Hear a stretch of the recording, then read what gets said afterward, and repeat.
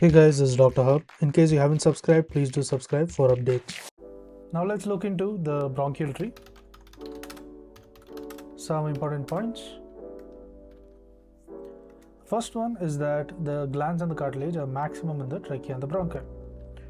So maximum glands. So maximum glands and the cartilage. So maximum glands and the cartilage, they are seen where? They are seen in the trachea and the bronchi.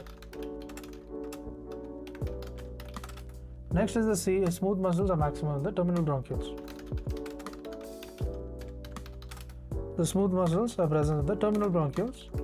What is present? It is the smooth muscles. Is maximum in the terminal bronchioles. Then comes the cilia. The cilia are present up to the respiratory bronchiole.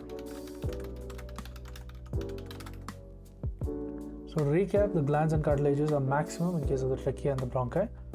Next is the smooth muscles, it becomes maximum. The smooth muscles are maximum in case of the terminal bronchioles, and the cilia are present up to the respiratory bronchioles. Next we have something known as the Clara cells.